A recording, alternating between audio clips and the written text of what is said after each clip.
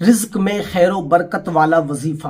دوستو، رزق میں اگر آپ کو خیر و برکت چاہیے، آپ چاہتے ہیں کہ دکان میں برکت ہو، آپ چاہتے ہیں مکان میں برکت ہو، آپ چاہتے ہیں کاروبار میں برکت ہو، یا پھر آپ چاہتے ہیں کہ اللہ تبارک و تعالی ہر جگہ سے آپ کو عطا کرے، تو آج میں آپ کو ایک ایسا عمل بتا رہا ہوں، انشاءاللہ اس کو اگر آپ کریں گے تو اللہ تبارک و تعالی آپ کے کاروبار میں برکت عطا فرمائے گا، اور آپ جو بھی کام کریں گے اس میں بے پناہ برکت ہوگی اور آپ کے قدموں میں دولت ہوگی۔ دوستو، آپ کو کرنا کیا ہے؟ دیکھیے، سب سے پہلے تو میں بتاتا ہوں آپ کو، سب سے پہلے آپ حرام کمائی سے بچیے، کیونکہ جب بندہ حرام کماتا ہے نا، اور حرام کا لقمہ جب اس کے منہ میں جاتا ہے، اس کے پیٹ میں وہ غذا جاتی ہے، تو اللہ تعالیٰ اس کی کوئی بھی دعا قبول نہیں فرماتا۔ سمجھ رہے ہیں؟ اللہ تعالیٰ اس کی کوئی بھی دعا قبول نہیں فرماتا۔ حرام سے بچیے، اپنے بچوں کو حرام مت کھلائیے، کم کھائیے، چٹنی سے کھائیے، روکھی سوکھی کھائیے، مزدور رہ لیجئے، لیکن حرام سے بچیے۔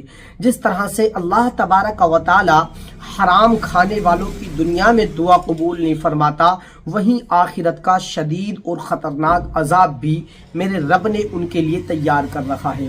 تو یہ چند دن کی زندگی ہے، آپ اس زندگی میں اگر حرام آپ کھائیں گے، اپنے بچوں کو کھلائیں گے، تو یاد رکھیے یہ بہت بڑا آپ کے لیے وبال جان بن جائے گا، اور آپ جو ہے اس حرام کھانے کی وجہ سے سمجھنے نہیں، نہ دنیا میں کامیاب ہو سکتے ہیں اور نہ ہی آپ آخرت میں کامیاب ہو سکتے ہیں۔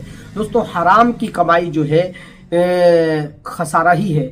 پھر دوسری بات یہ ہے، آپ جو ہے تقوی اختیار کیجئے۔ حرام سے بچنے کے ساتھ ساتھ آپ نمازوں کی پابندی کیجئے، نمازوں کی پابندی کیجئے اور تقوی اختیار کیجئے، کیونکہ اللہ تبارک و تعالی کے نزدیک وہ بندے بہت ہی زیادہ معزز اور اعلیٰ ہوتے ہیں جو تقوی والے ہوتے ہیں، جو پرہیزگار ہوتے ہیں، جو متقی لوگ ہوتے ہیں۔ تو آپ تقوی اختیار کریں اور ہر وقت جو ہے اپنے رب سے ڈرتے رہیں، ٹھیک ہے؟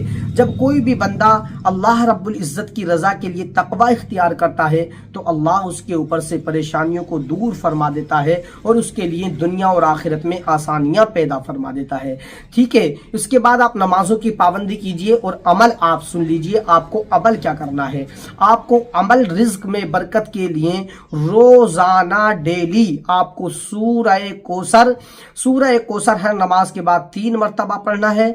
انا اعطیناک الکوثر فصلی لربک وانحر ان شانئک ھو الابتر، یہ 3 مرتبہ پڑھنا ہے، اور 1 مرتبہ آیت الکرسی ہر نماز کے بعد پڑھنی ہے۔ انشاءاللہ آپ دیکھیں گے 40 دن کے اندر اللہ تبارک و تعالی غیب سے آپ کے لیے رزق کے دروازے وسیع فرما دے گا اور آپ کے کاروبار میں برکت عطا فرمائے گا۔ ہمیشہ آپ یاد رکھیے کہ نمازوں کا آپ کو پابند ضرور رہنا ہے۔ اگر آپ یہ کام کریں گے تو اللہ تعالیٰ پھر برکتیں ضرور عطا فرمائے گا۔ السلام علیکم۔